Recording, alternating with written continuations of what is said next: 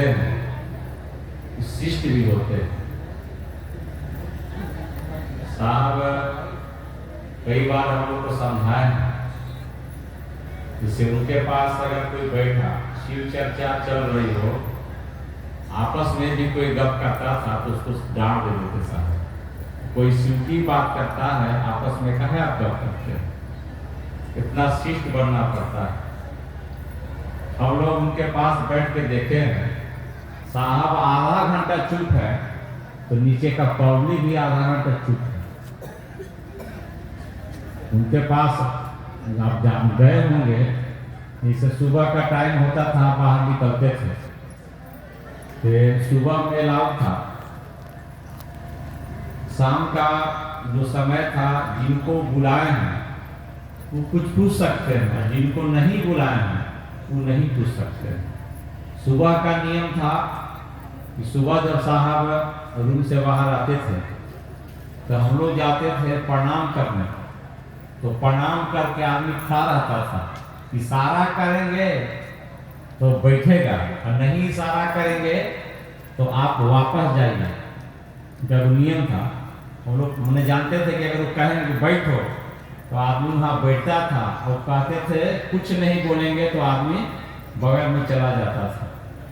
फिर अगर सुबह में वहाँ बैठे हैं आप, तो सुबह के टाइम में आप नहीं बोल सकते हैं, साहब बोलेंगे। आपको सुबह में बोलने का अधिकार नहीं था, काहे कि सुबह में इसलिए नहीं था कि रात्रि में साहब जो है ना से जो भी साधु संत जो भी कहिए सबसे आपस में रात में बात करते थे। इसीलिए उनका रूम में अगर दूसरा कोई सो जाए, उनके कोई परिवार का सो जाए तो हल्का मच जाता था। इसीलिए उनके रूम में कोई सोता होता नहीं था, काहे कि आसमान के लोग वहाँ आते जाते थे। इसीलिए साहब बोले हैं कि शिष्य बनो तो पहले शिष्ट बनो।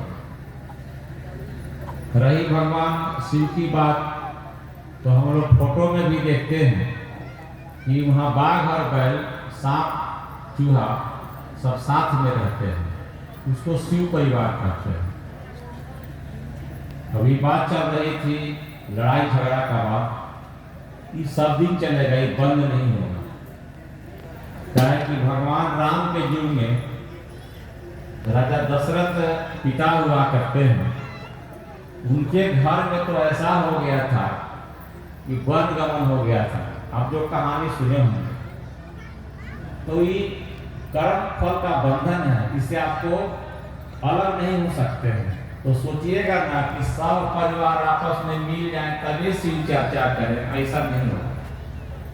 आपको जो आदेश मिला है उस आदेश पर हम लोग चलेंगे, और आदेश पर चलेंगे तो पहले हम सुधरेंगे।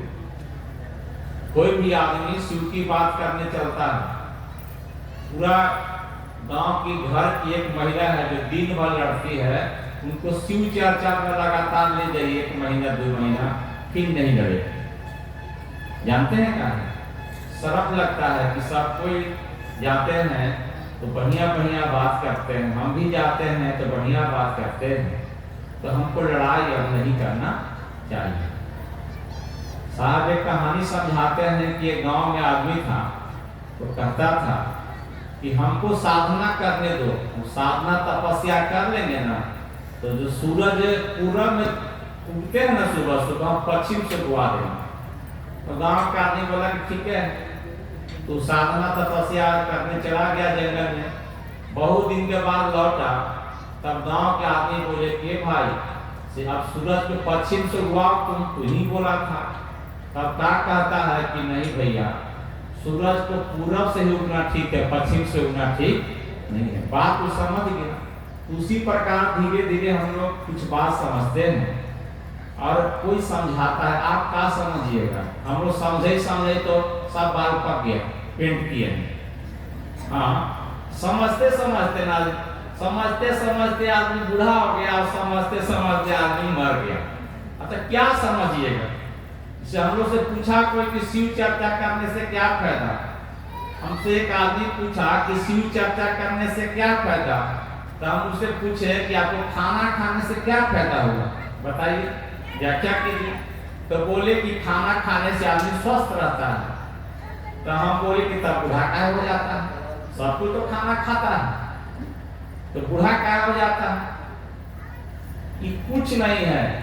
यही समझिए भगवान कृष्ण ही बोले हैं कि तुम क्या लेकर आए हो, क्या लेकर तुम जाओगे। कुछ नहीं लेकर हम लोग आए हैं, कुछ लेकर भी नहीं यहाँ से जाएंगे। ये है मुट्ठी बांधे आए हैं, हाथ पसारे जाएंगे सारे लोग। इसमें जितने लोग हैं यहाँ तक कि टाटा बिरला अंबानी सब भी रास्ते से जाएंगे या कुछ लेकर नहीं जाएंगे।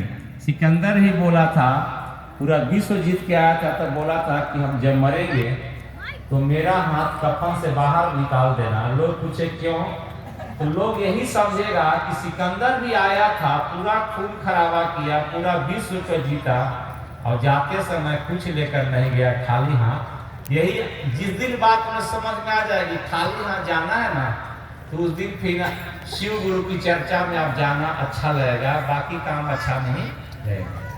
सही बता रहे हैं। जिस दिन आपको अनुभूत हो जाएगा कि यहाँ कुछ नहीं है। कल एक हम सीरियल देख रहे थे परसों, तो बैंक अधिकारी आए एक घर में, तो 2 आदमी आए थे। तो वो घर में आए, घर में मात्र एक औरत रहती थी, विधवा थी और एजेड थी, एज ज्यादा था।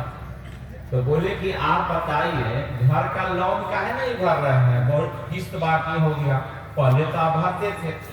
तो बेचारी बोली कि क्या करें, से अभी मेरा आर्थिक स्थिति ठीक नहीं, कह कर रोने